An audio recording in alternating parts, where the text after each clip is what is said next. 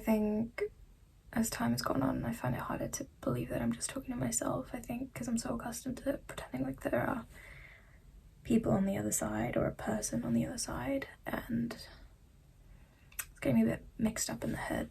And I've decided to cut a little bit of yesterday's video just for privacy's sake. I don't know if you're a creator like me, can you please share, like, if you feel the same sometimes, where it's like you don't know what your boundaries are sometimes when you're speaking. It's very easy when it's just you to think that you can tell the camera everything or nearly everything, and yeah, and you forget that it's actually the public that you're talking to effectively. That's a muscle that needs strengthening personally. Anyway, I'm knackered. I've had a headache for the majority of the day. I think that is largely due to fatigue. So I'm gonna try and make this shorter. It will probably be shorter anyway because I just don't feel like the need to elaborate per se. But I'm gonna go through the notes that I made. I made some notes earlier this morning. I got some mint tea with me now. I wrote that I wanted to do a voiceover and music, but yeah, I don't know, maybe I will, but just in case I don't, I'm just gonna like say everything here because I'm not gonna probably do music. I don't know about a voiceover, maybe.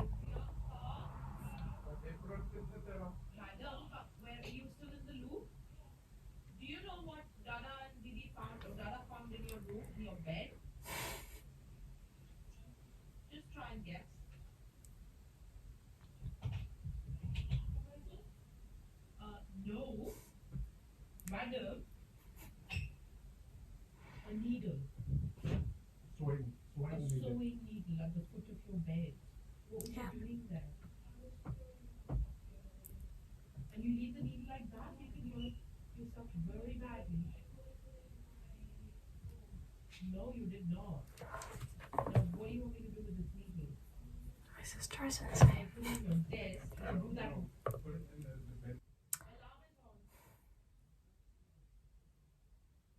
Okay. So, I think I'll put like, okay, I really hope all of the noise, oh, for God's sake, this is fine, this is good, this is good, this is good. That's fine.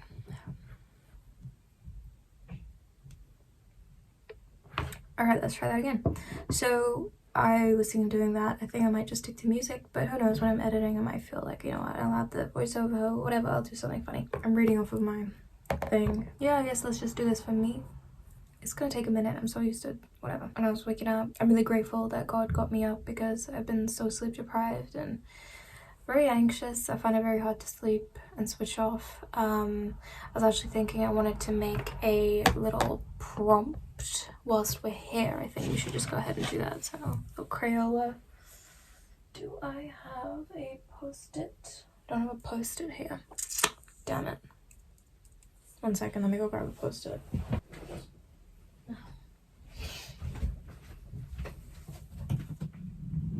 Of course.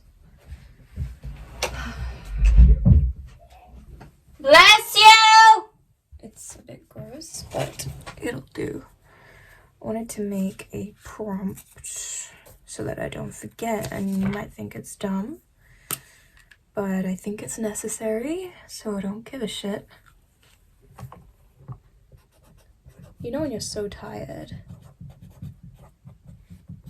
that you are just in autopilot, even if that autopilot means that you are doing habits that don't benefit you. It's important to make life a little bit easier for yourself and create mini prompts of authority in your environment. I like to peel slow because that way it doesn't get super, you know, when it like bends a lot, it sticks off the wall.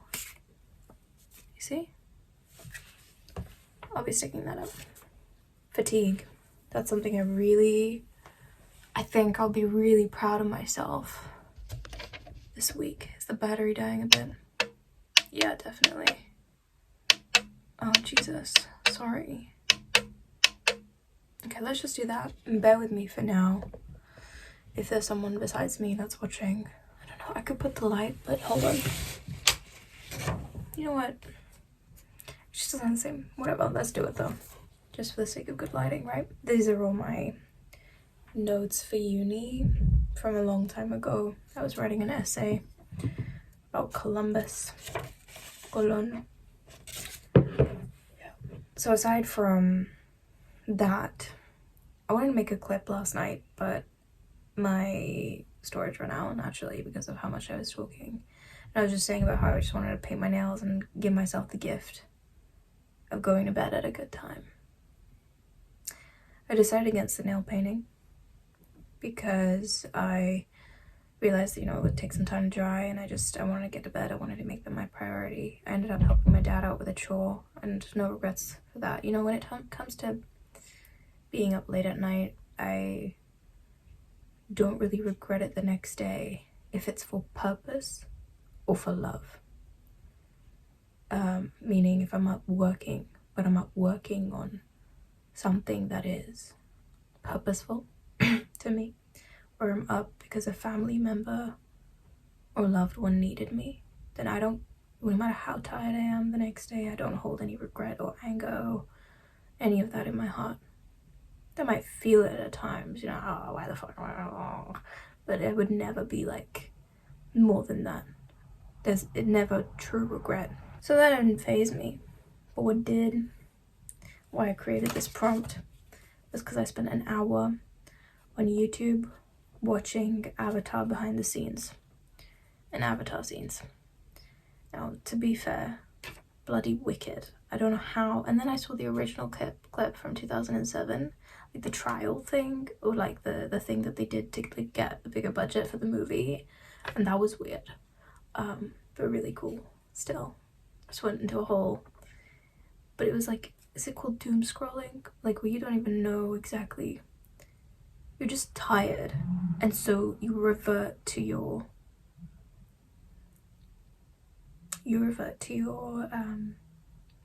auto, your not necessarily preset, but your like the habits that you have embedded that you do without thinking, even if they damage you. When you're tired, when you're stressed, it's times like this where you annoyingly have to be the most aware, because it's at times like that where you can really lose all awareness when it comes to what it is that you're doing. Should I bring you down a bit? When I woke up, eventually, I actually found it quite funny. I was like, should I make something aesthetic? And like, you know how people do on TikTok and they do that stretchy thing, and I was just like, fuck this shit, like me in the morning. And I was like, no, I'm not out here trying to be aesthetic. I'm out here trying to be real. Okay, if the aesthetic thing comes, like, great, but I can't even try and be a cookie cutter, not because I'm trying to be different, but just because I can't be bothered.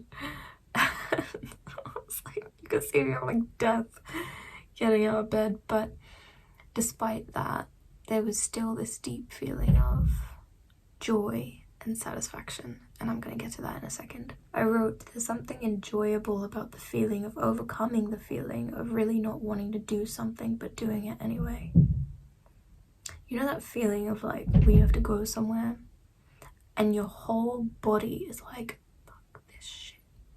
Like you have to drag your ass to work or drag your ass to that social thing, and your whole everything, like the inner child in you is like kicking, and it's like not just really inner child, it's more like if you were dragging a child as a parent and this child is having a tantrum. It's like that, but the child ends up having a great time. Like this hair, 2 days, I washed it like 2 days ago and it's already greasy. I think it's the shampoo.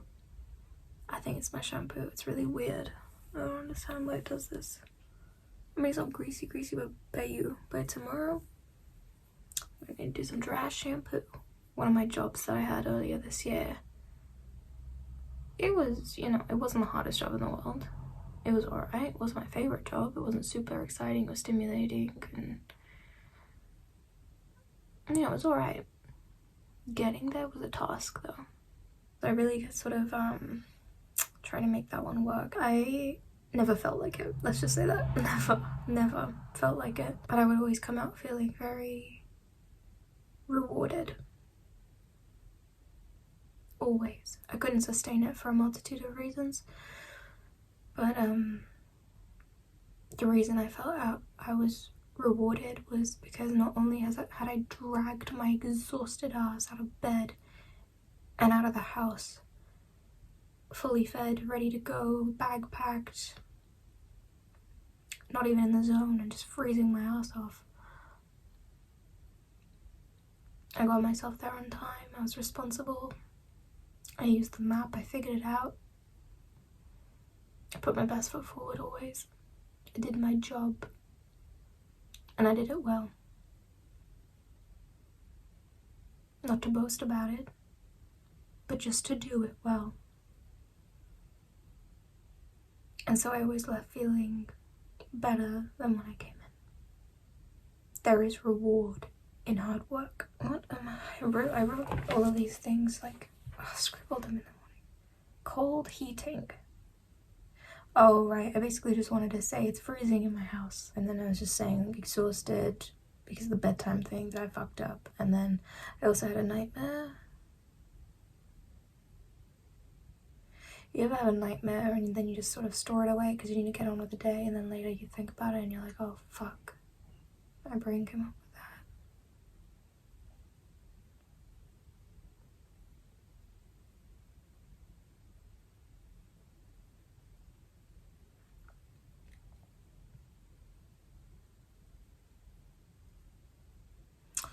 Part of me feels enraged.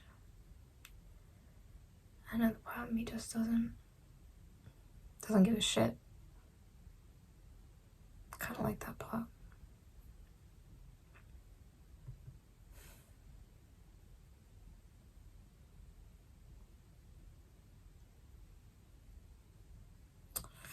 I haven't talked about it yet on this channel, and I will. But your girl has dealt with some trauma, and I'm still healing. That's it. And sometimes it shows up in my dreams, as trauma often does.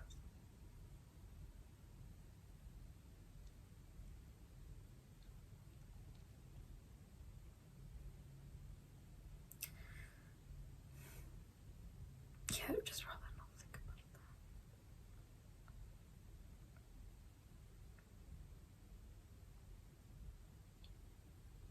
that. You know.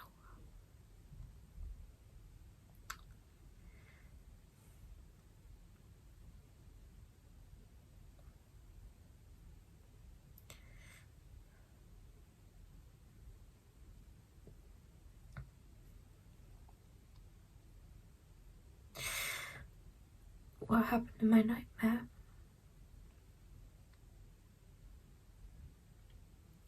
was a replica of something that happened in real life. And it was strange, like the way that dreams are.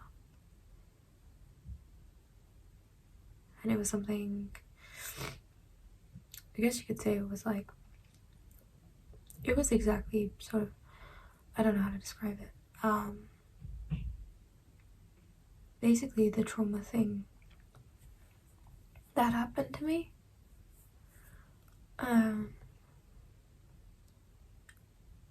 was happening again in a different format or a different font. Like, you know how dreams sort of. And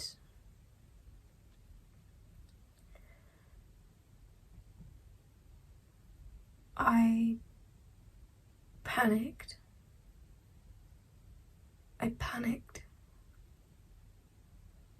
And I couldn't control it, and I couldn't help it, and it was just happening. And I just had to let it happen.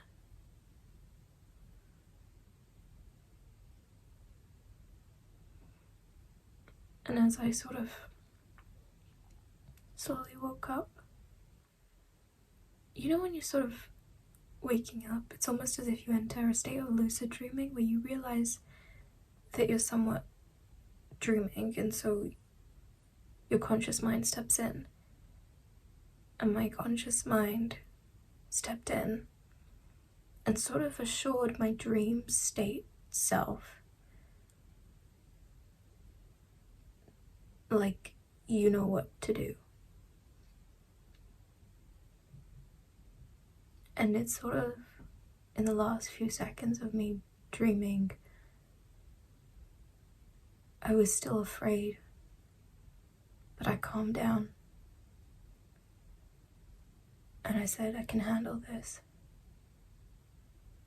I don't have to make this process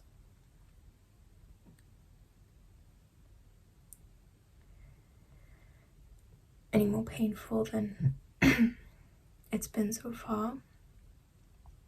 I don't have to suffer. It was weird.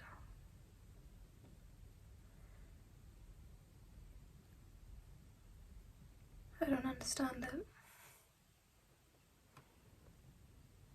I don't understand.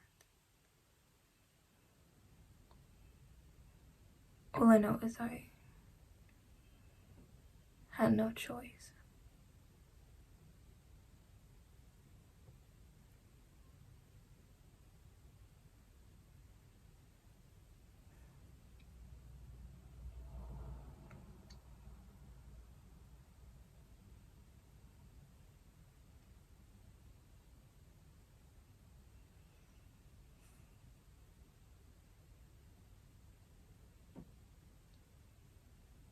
So the only thing I could think of was to at least make it not painful.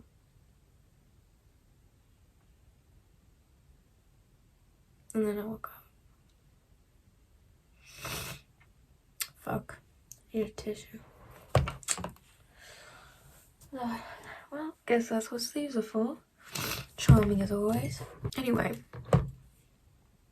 going on to that thing I mentioned about doing things that are difficult and overcoming them, aka discipline. I wrote down, as humans, we are built to do hard things. And I know it might sound so random and like such a, I don't know, blanket statement. What do you mean? Okay, whatever. But people, and even myself, when I say people, we forget and we don't realize if we're living an easy life, we are creating more room for depression. And by easy, I don't mean like that things are more seamless, like you have technology or that you can access healthcare. I mean, that is an ease that everyone craves, and I wish everyone could have. But I mean easily, like easy mentally. The majority of battles and anything that anyone overcomes must first be overcome within the mind. I mean, you wake up, in order to get out of bed, you mentally make that decision. At the gym, mind over matter, basically. I mean, unless you're injuring yourself. But you know what I mean? Like, you have to, it's a mental game.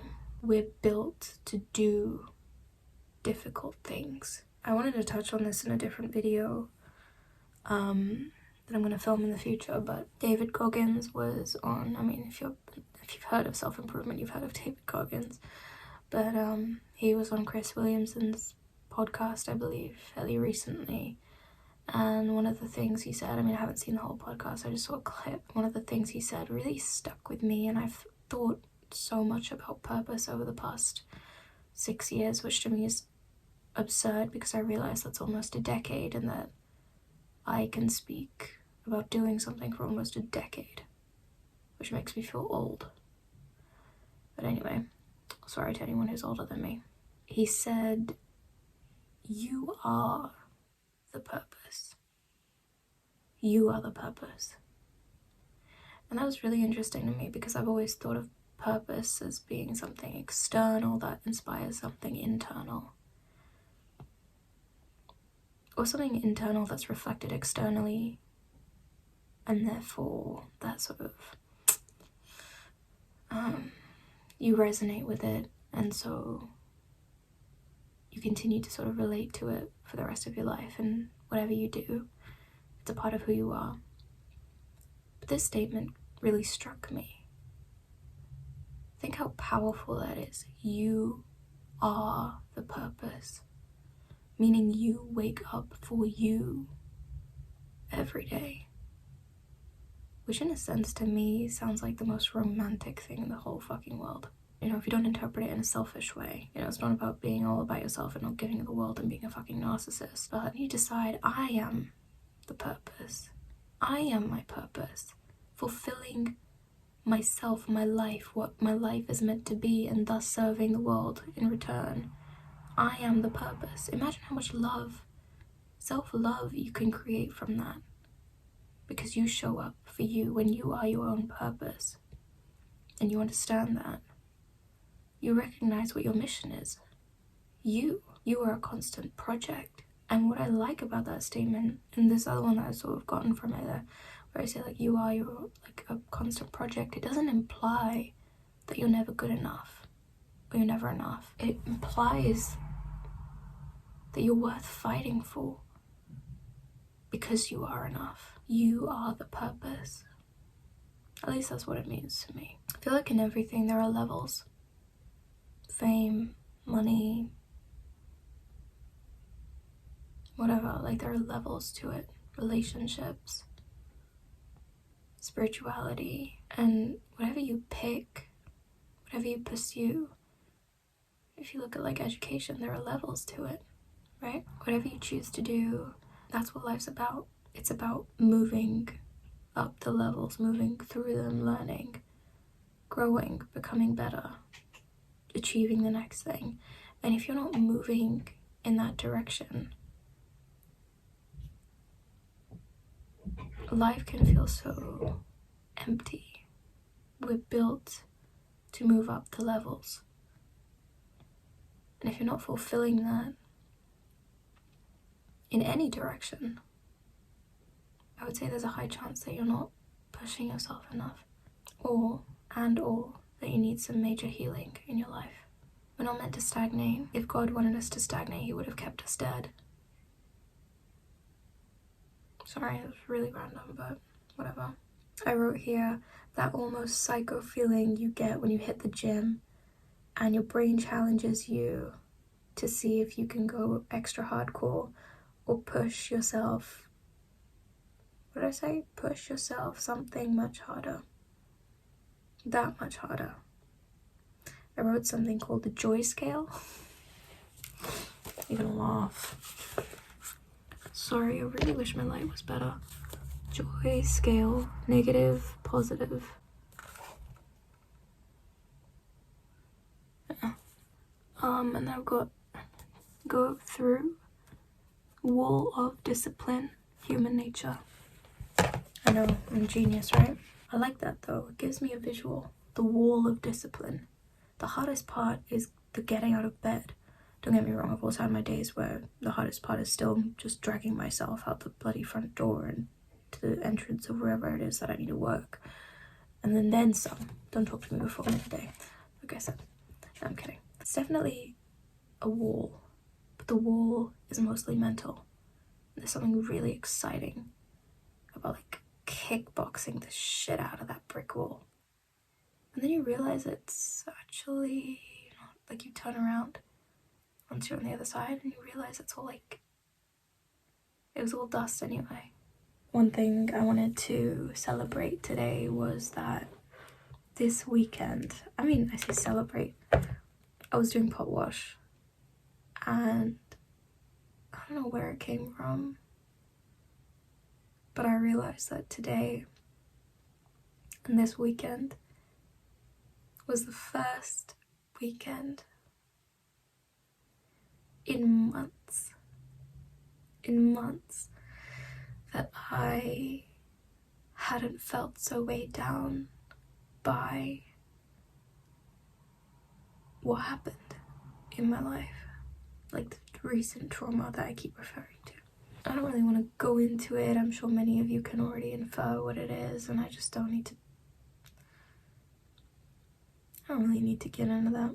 You know, not to like be like, oh, it's private, but like literally just, that shit's in the past, you know, and maybe someday I'll talk about it, but I'm good for now. I think I've talked about it enough with plenty of people. This weekend was the first weekend in a long time where it crossed my mind and it didn't have a hold on me.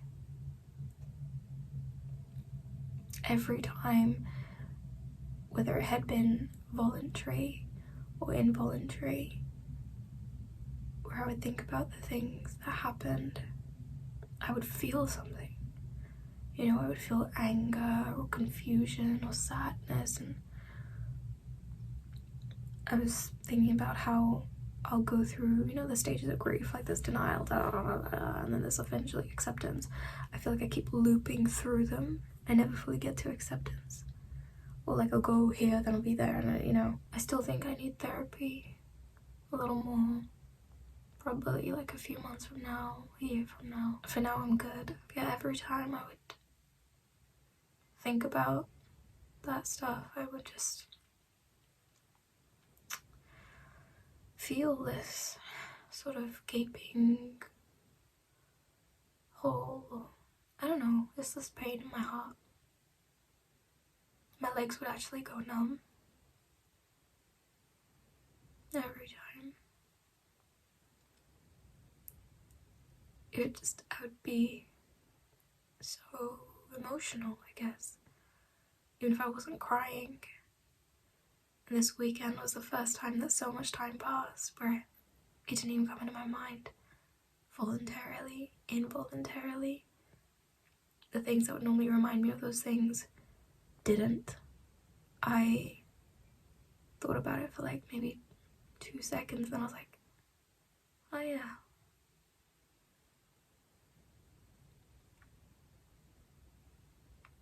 And I couldn't stop smiling like an idiot for like 2 minutes. Because for me, that is a huge deal. It's exciting to me.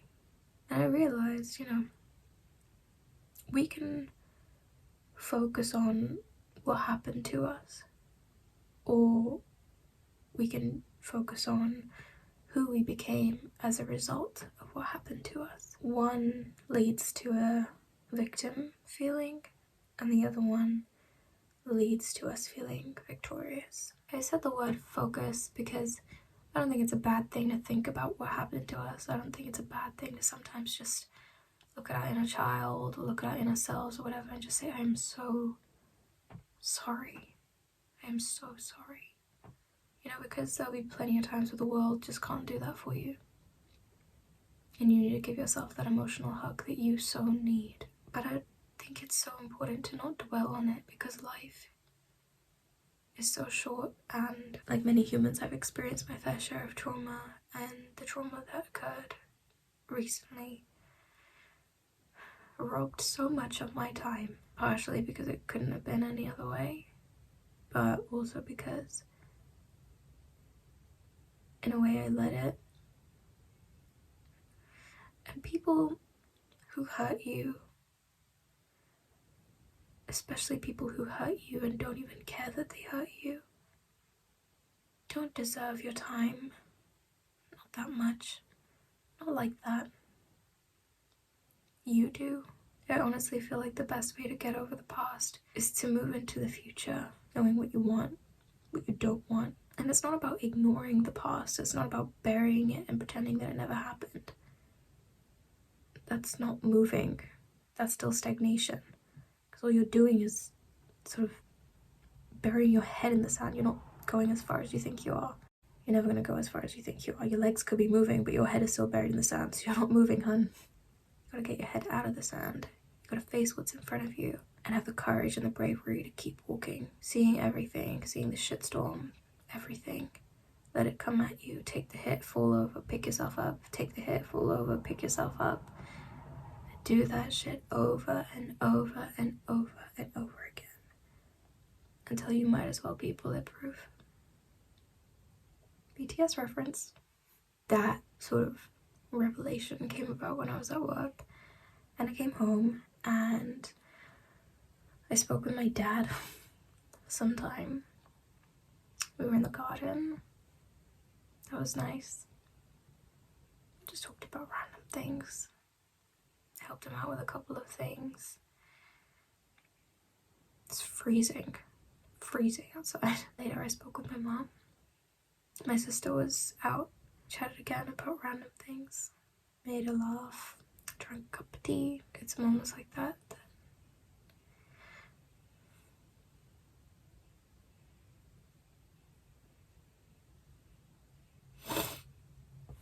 I think about how much I love my family, I'll always get emotional, so they drive me crazy, for sure. We all drive each other crazy. You know, there are things that my family don't like about me. There are things that I don't like about them. There are also things that we really do like about each other, and that we wouldn't change for a damn thing. And through it all, we really, really love each other. No matter how much we fight, which is like daily, about much stupid shit sometimes, we still try our best to communicate, learn. I mean, that's a huge deal. How many families don't even want to learn? We don't want to sit together and have dinner together. We talk about generational differences in an open-minded manner, even if they put their foot in it half the time, you know? How many families show effort? And so even though there's been plenty of imperfection in my family, myself included, like, I'm not sin-free. I do my best every day to not take that for granted. I really hope you can't hear BTS playing in the background. My sister owes me money if she gets me demonetized on this video. I'm serious. Pri, if you're watching, if I get demonetized, I will send you a screenshot and you owe me money because I'm not dealing with this right now. I'm too tired to not be making money. Thank you. Yeah, I helped my dad cook dinner just spontaneously. Like, obviously I had this to do, but I was like, you know what, I just want to help my family. I just felt like it, so I did. Okay, to be honest, I said I helped him cook. I literally just cut the fucking onions and fried some shit in a pan. So my dad did the rest. But I did help my mom the other day. I learned how to make aloo matar. I made it sort of myself. My mom told me what to do. I'm trying to learn how to cook and be a better future wife. I'm kidding.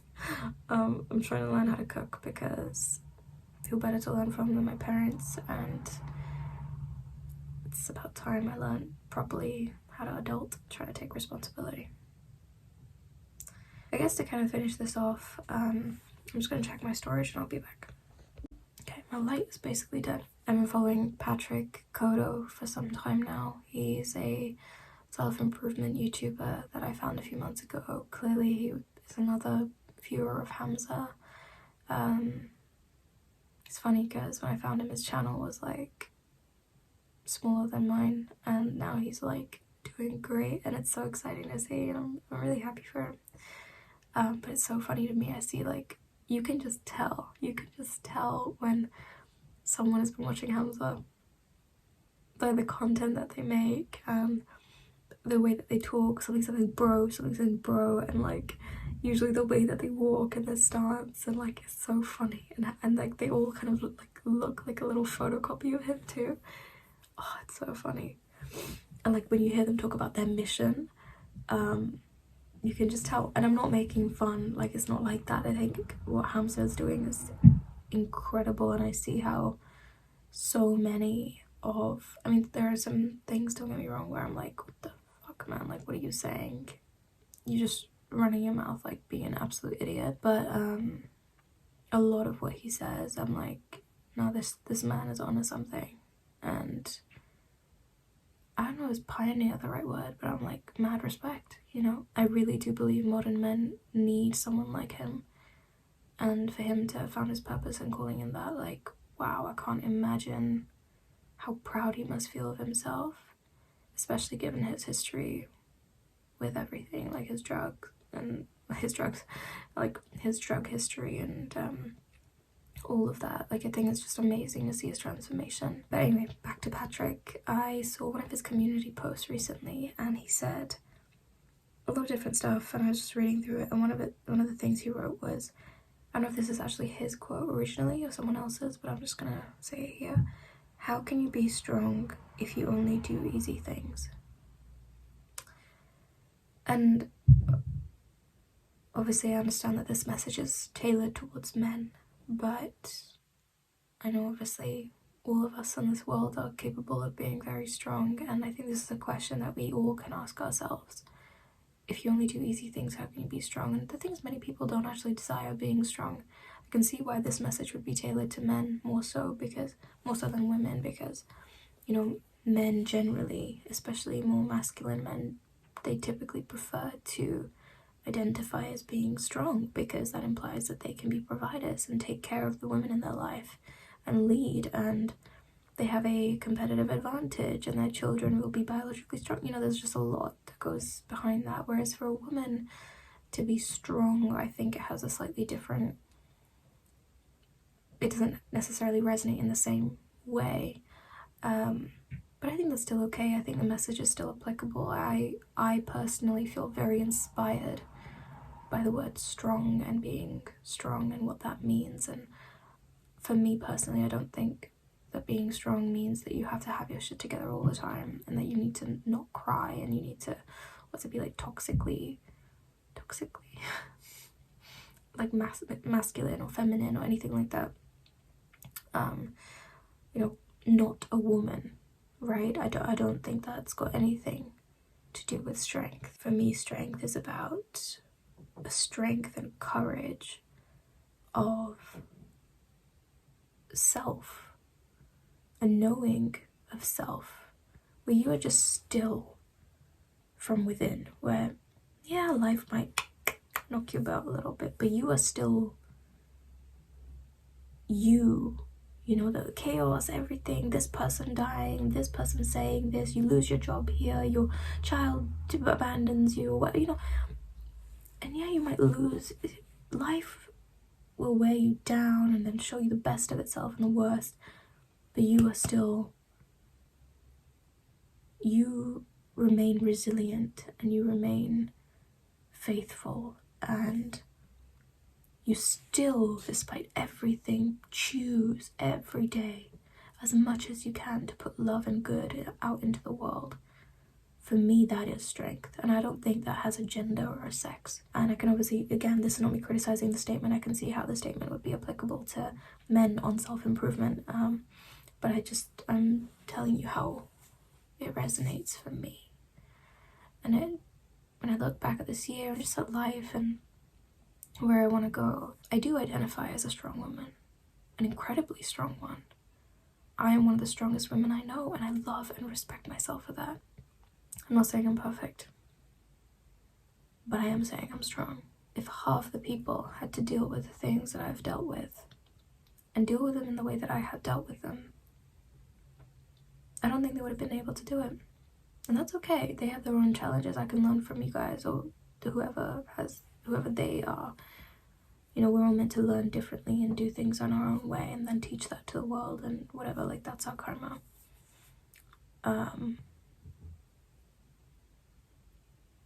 But yeah, I'm immensely proud of myself for that, and I want to continue to identify as a strong woman, and I hope that God allows me to do that, you know, health-wise and everything. I want to be a strong woman, absolutely, for myself, for my legacy, for my children, for my parents, for my sister, for women. I have a duty, I feel, to be strong in character, strong in discipline, strong in heart. When I say strong in heart, I don't mean the, bless her, Khloe Kardashian type strong in heart where a man can cheat on me as many times as he wants and I'll keep taking him back because I'm a loving woman. This is not me making a critique, although it might seem that way. I'm just trying to describe. I don't mean that where I just put up with shit, quite honestly, and constant disrespect because I'm so strong. No, I mean strong in heart where I have the courage to love and forgive and also love and forgive myself, and that results in also not tolerating that bullshit, which anyway, I don't need to talk about the Kardashians. Yeah, strong in heart is like choosing love. That sounds so cheesy. That's it. That's today's video. I hope that wasn't too distasteful putting Khloe Kardashian at the end in that example, but that's the best way I can describe it. Let me try and explain it better. Like, strong in heart, I don't mean that I keep tolerating bullshit basically and letting people walk all over me because I'm such a loving and kind person. No, that's just, it's not abuse, but it's just being a complete pushover and not valuing yourself enough. No, that's not what I mean. I mean strong in heart as in boldly loving. Always.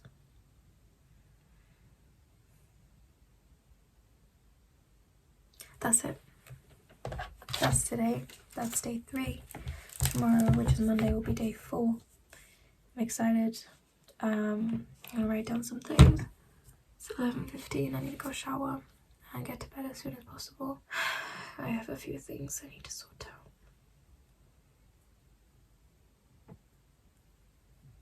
out.